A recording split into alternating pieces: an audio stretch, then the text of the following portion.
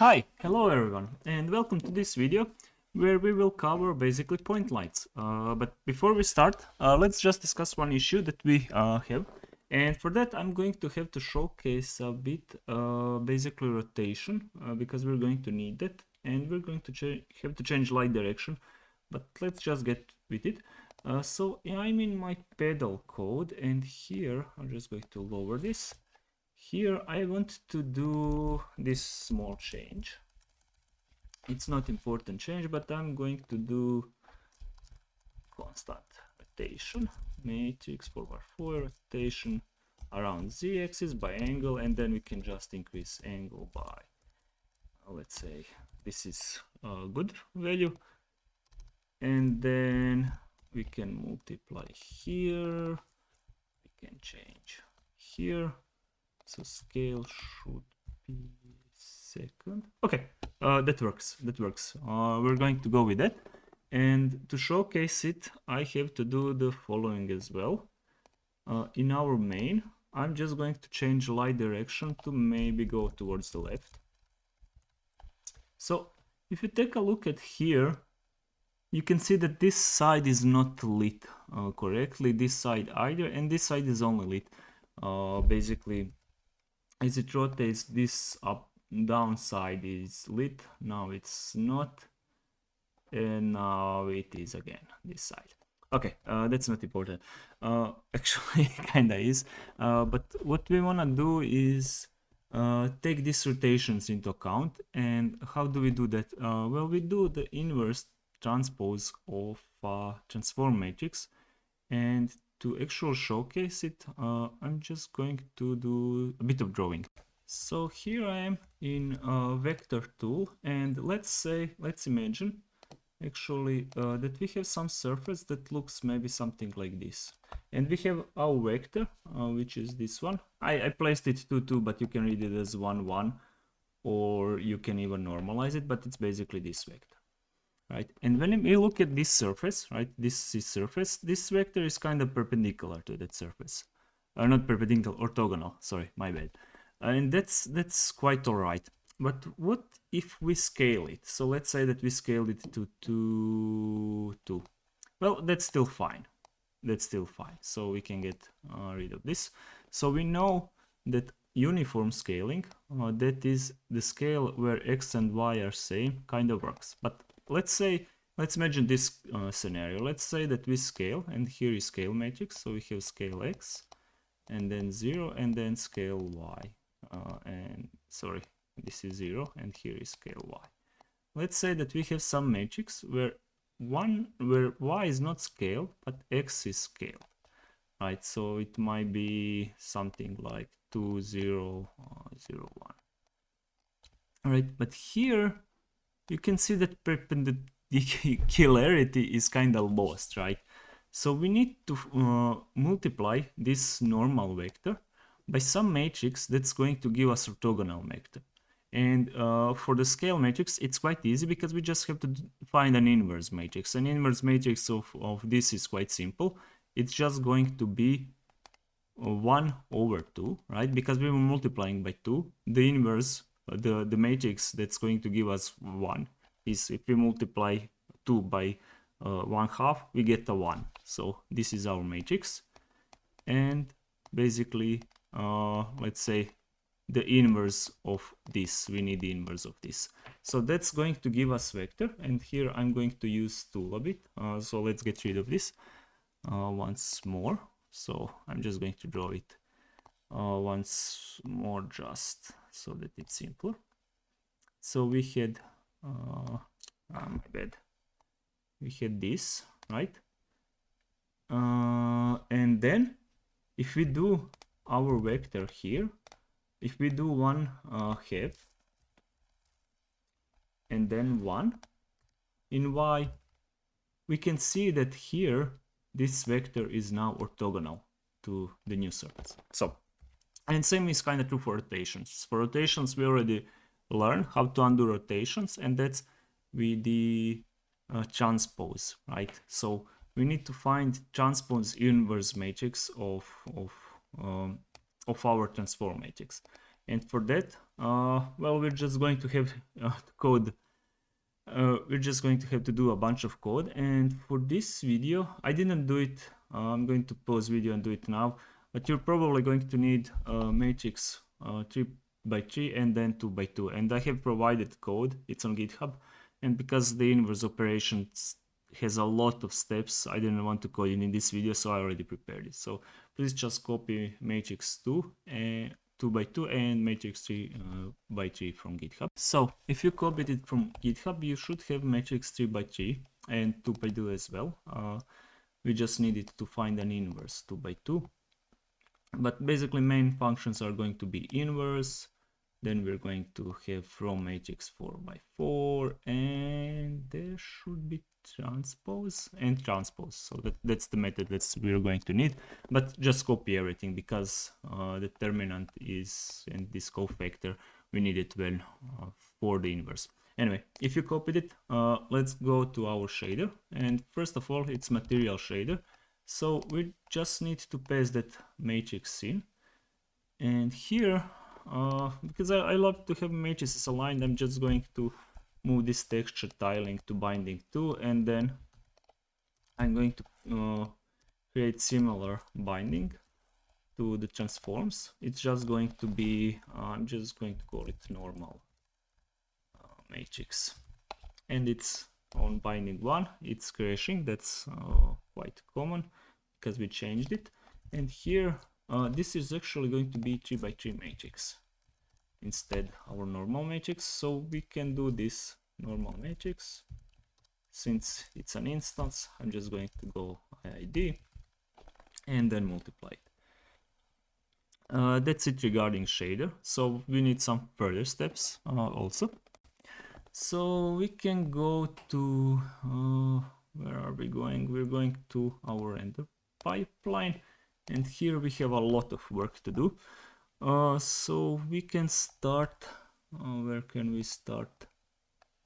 So we pass this transform buffer, we're just going to pass a normal matrix buffer, also uniform buffer as well. Then we need to find that layout. I think it's this layout, right? So we have this we can move to 2. So we have for vertex group layout binding 0, that's our transform, our normal, and texture tiling. Let's go further. When we create a bind group, here it is. So we're just going to change texture tiling to binding 2, and then binding 1 is now going to be that normal matrix buffer. Alright, code is still not compiling. That's quite alright because we changed that constructor. So now what we have to do is, let's see, when we get that transform in our pedal here, exactly, we need to create this normal matrix buffer. We need to pass it in.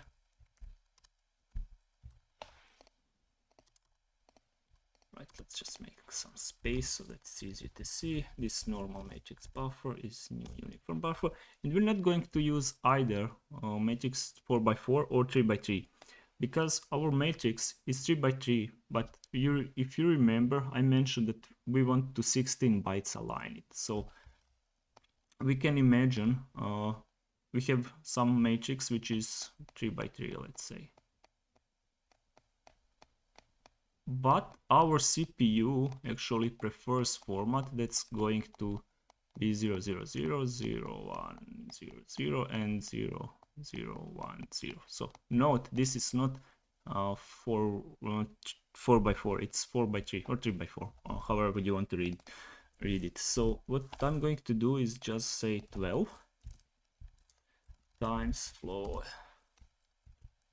and if you try by 9 elements, the WebGPU is going to complain. So it expects 16 bytes alignments. So yes, we're almost done here. So we have that normal matrix buffer, And here we have transform. So I'm going to do this. I'm going to say const normal matrix. So it's going to be matrix 3 by 3. And here I need to edit. So from matrix 4 by 4, we're going to use this transform. All right, and why does casting to 3 by 3 matrix works? Right, if you remember, the scale part is here, right, of the matrix, and the rotation part is this. Now it's zeros, but usually it's not, right? So the translation part is usually here, and we don't care about it, and we don't care about this side. So we can work by 3 by 3 matrix. All right, so what did I mention? And this needs to be let.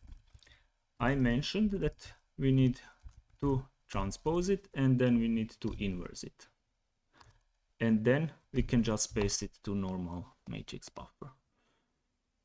And I think it's done here. We still have to do it for the ball.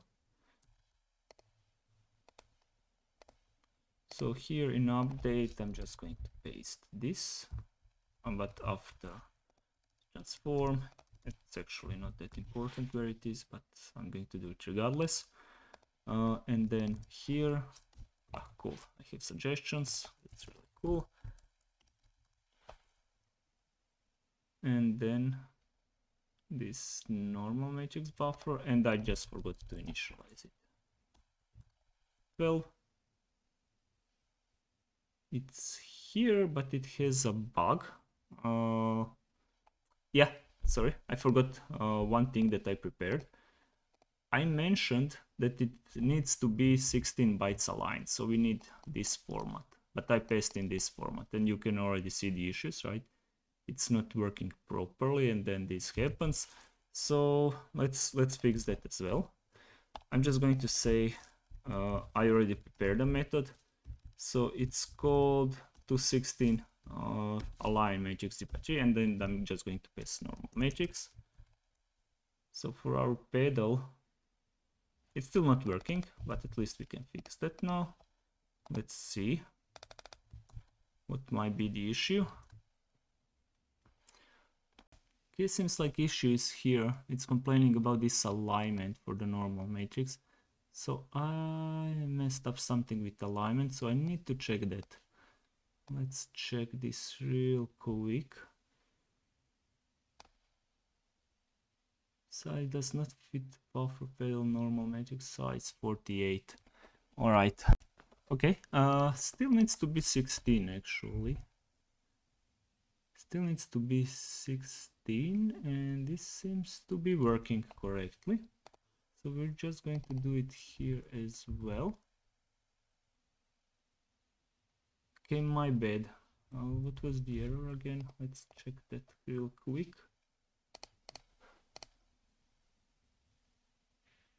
Actually, it needs to be aligned to 64 bytes.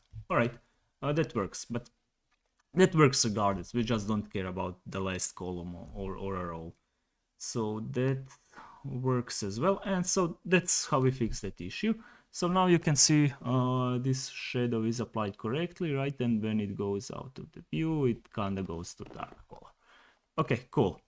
So what we want to do next is actually a point light, and point lights are very easy.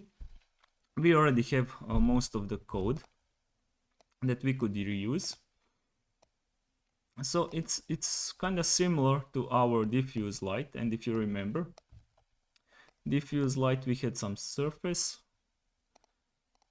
We had some surface, right? We had the normal of a surface, normal. Then we had reverse light direction. So we had this light direction. We took the dot product, and that was the amount of light. So all point light works like this. You have some point, and then the light goes in all directions. So basically, you just need this direction vector towards the light, basically, right? And how do you get it? So basically, the idea is this light casts some vector here, but since we need to reverse it, right? We reverse it. So how can we get this basically this vector but reversed, right? Well, we take the position of our light, and then we need this fragment here, and then we just subtract that fragment, so position minus fragment, and we get basically this huge vector, which we usually normalize. All right, so let's just do that. Actually, I'm just going to showcase it one more. So we have some cube, let's say, and let's say that our fragment shader is running for this fragment here. We have this light, so our light has position. We need to find vector that goes from this cube towards the light. So this is this normal vector. So we're going to need this fragment position. So let's do the fragment position first, because it's very easy. So we're just going to go to our material shader, and I'm going to do this. So we're going to output one more vector and I'm just going to call it frag position for fragment position. And fragment position is basically this, right? Our transform times our vector. So I can just do this, and it's in brackets because I just care about x, y, and z. So we have our fragment position. Now we have need to do our lights. So I'm just going to copy direction light, and the point light, like I mentioned, it just has position. So our point light, and we don't have direction, we have position. And here I'm going to do a bit differently because I want to have multiple point lights. So I'm going to do following. So it's going to be similar to this one here. Just remember to change the binding. And I'm going to call this positional lights. And it's going to be an array of point light, and I'm just going to have 3 point lights. So we can do the math here. Somewhere over here, point lights. So we're going to have for loop for var I less than 3. This is fine, this is good suggestion. I prefer I++. But let's see, we have a light direction, and the light direction is like I mentioned. So I'm going to do it here. We have this position of a light, and then we had maybe some cube here, right? So position of the light minus this will give us this vector, and that's our direction. Then we normalize it, that's quite all right. And then we do dot of normal and light direction similar to our diffuse light. We take the max, right? Because we can have this scenario. Let's say the normal is here, but the light direction is pointing here. Then the dot product will be negative. So we don't want to negative, or let's say it might be minus 0.75, for example. But we don't want to do that. We want to actually clamp it to be between 0 and 1. So we do this here, and then we finally just multiply our color intensity and this dot light product, which is our amount of light. And that should be it, actually. So we just now have to code all those lights in TypeScript code. And for that, let's go to our lights. I'm going to say here point light. I'm going to copy directional. And since this is an array, we're going to change it a bit. We can say point light and then stop here and change this to position. And by default, it can be 0, 0, 0. And that's quite all right. And the second class is going to be called point lights collection. All right. So our collection has a buffer. Our buffer size is similar to this. It's just going to have 3 times because we have 3 point lights. So we need to allocate more space to it. We're going to have public lights, which is point light array. And then we can just, actually we can initialize our lights here, new point light. point light and new point light. We did that, and then here we can just do 4. We can do this for each point light. This buffer update, let's just get rid of this. This is correct, right? We have a new, but I'm actually going to do it like this just so that it's easier to read.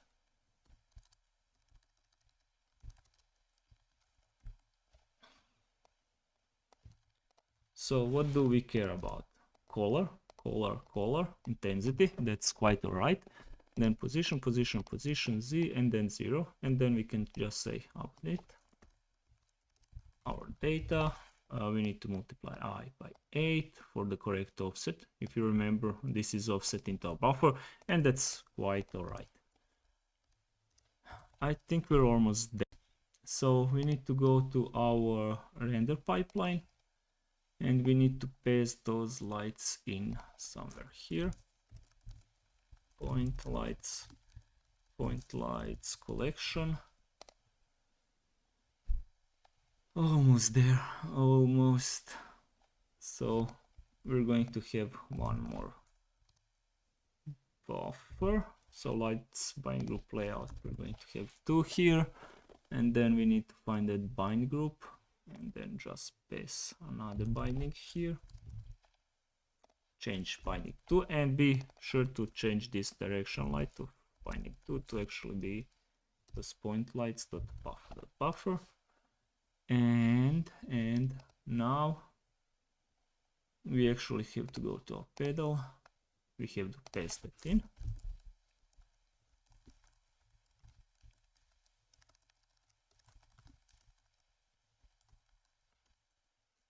Collection. Now let's paste it in.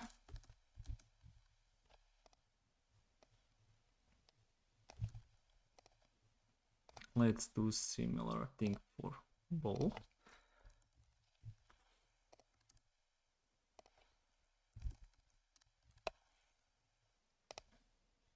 I'm just going to save all. Alright, here it's complaining about something. Aha, I didn't import it. That's alright. And now we just have to create those point lights. So we can change both lights, colors, intensity, position 0. Maybe I should have zoomed in a bit even before, at least here, because it's kind of difficult to see. But let's just say that our first point light is blue, and then we can set it some position 4. We want to be -1 here, maybe 2. It doesn't even matter. We're just going to copy this 2 times. So because we have 3 lights, and then 2. I'm going to change colors a bit so the second one can be green. I'm just going to change position to maybe -4. Intensity is 1, and the third one can be blue. And I'm also going to change position to maybe -4 and then 2. It doesn't even matter, it's just so that we can see something. And then here, almost done. There is a bug which I can fix. Alright, we have a bug in shader, and that's because I forgot how to write loops, as it seems. So in our shader, I said here I is equal to I++, but it should be just I++. That's almost correct. Here it's complaining about ball. Normal matrix, I guess I forgot that. So we can just say here 16 for the normal matrix buffer, and then it's correct. So here we don't see lights yet, but we can quickly fix that. Because in our main. So if we take a look at our material, the color is fully red, and then if our light has any other color that's not red, it gets multiplied here by 0, and then for it 0. So I'm just going to say 0.3, 0.3, and then here as well, so that these channels can be affected by lights, and we can see some changes here, but it's kind of difficult to see. So what I'm going to do instead, and before I do that, I just want to bring also this directional light back to our original, which was here 0 and here we had 1. Before I do that, I'm just going to create simple material that's going to be able to showcase those point lights a bit better, because it's a bit difficult to see. So I'm just going to create a floor, and for floor I can just copy pedal maybe, and then in our floor class we can rename this to floor. Scale we can have x40 here. Position can be behind our scene at 1. Here we don't want, we want some darker color, maybe 0.2, 0.2, 0.2 for our floor. We don't care about this angle, so I can get rid of that. And then this can just be scale, and then we don't need this multiply.